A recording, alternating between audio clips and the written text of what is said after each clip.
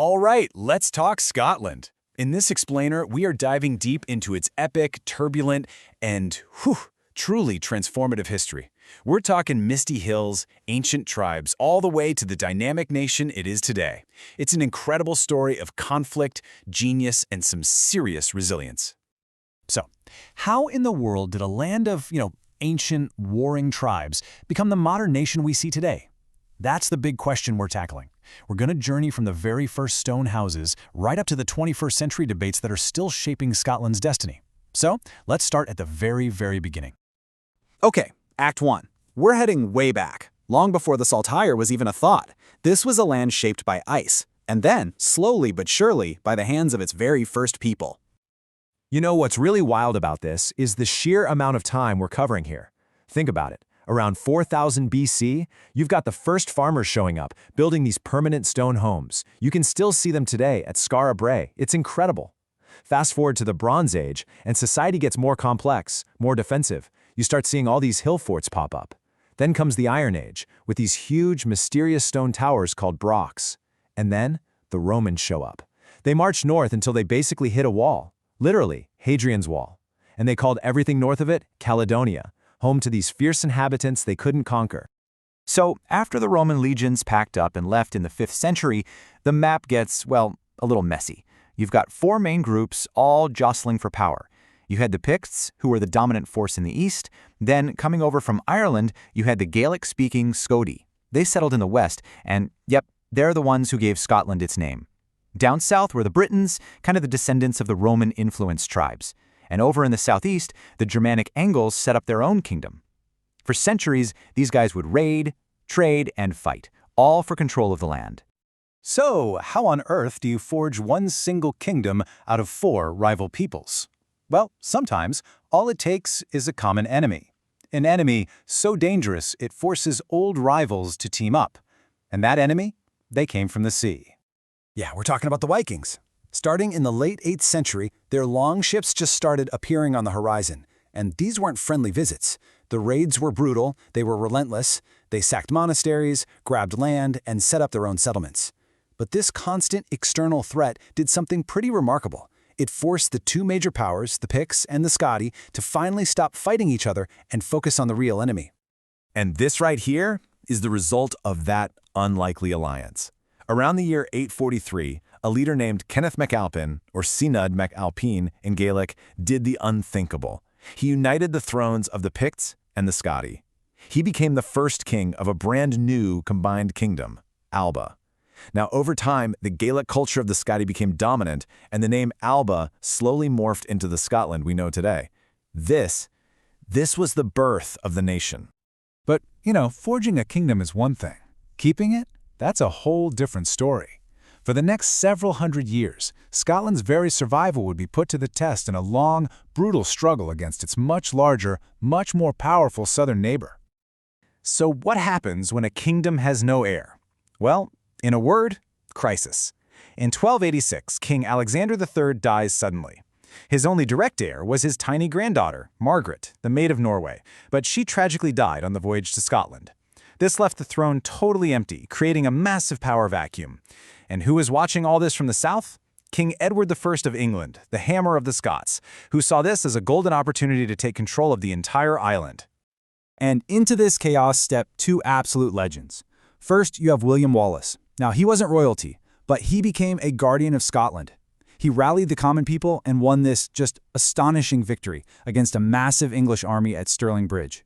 He was the firebrand, right? The symbol of resistance. And then you have Robert the Bruce. He was a nobleman with a strong claim to the throne. He took the ultimate gamble, had himself crowned King of Scots, and then led this grueling, years-long guerrilla war to win his kingdom back. And it all came to a head in this one year, 1314. At the Battle of Bannockburn, Robert the Bruce's much smaller Scottish army faced a gigantic English force sent to crush the rebellion once and for all. And against all the odds, the Scots won.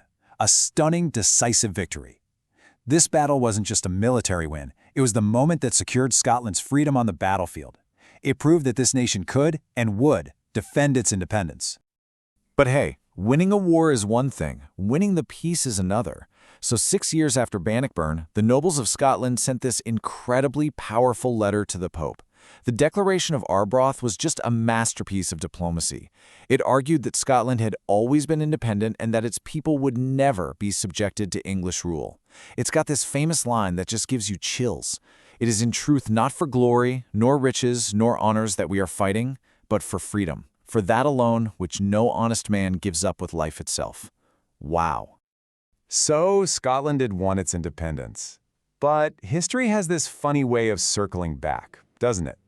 The next act in our story is a complicated one. It's where a totally different kind of union would transform Scotland, not through conquest this time, but through politics, economics, and a mind-blowing explosion of ideas. So how did that happen? Well, it started back in 1603, when King James VI of Scotland also became King James I of England. So, same king, two separate kingdoms. But a century later, a national catastrophe hits. In the 1690s, Scotland invested a fortune, we're talking nearly a quarter of the entire country's available cash, into this bold plan to set up a colony in Panama. It was called the Darien Scheme, and it was a complete, total, catastrophic disaster. It left the Scottish elite and pretty much the nation itself totally bankrupt. This economic desperation gave England huge leverage, and the result? The 1707 Act of Union, where Scotland dissolved its own parliament in exchange for a political merger and, maybe most importantly, access to England's trade and a bailout for its ruined investors. Now, this union was deeply controversial, and its legacy is really complex. On the one hand, Scotland lost its parliament, it lost its political independence, and this fueled several bloody Jacobite rebellions that tried to restore the old monarchy. But on the other hand, it gained tariff-free access to England's booming global empire, and this just unleashed a wave of economic and intellectual energy that would go on to change not just Scotland, but the entire world. And man, what an explosion of ideas it was. In the 18th century, Scotland became one of the great intellectual centers of Europe. I mean, you have thinkers like Adam Smith, literally laying the foundations of modern economics. David Hume completely revolutionized philosophy. James Hutton changed how we understand the age of the earth itself. It's no wonder the French philosopher Voltaire famously said, "We look to Scotland for all our ideas of civilization." For a small, pretty poor country on the edge of Europe, this was absolutely staggering. And that brings us to the modern era. The age of industry, of empire, of 2 world wars, where those old questions about Scotland's identity and its place in the world would come roaring back in powerful new ways. The 19th century saw Scotland become an absolute industrial titan. The shipyards on the River Clyde, they were the envy of the entire world. The phrase "Clyde built" was basically a guarantee of quality.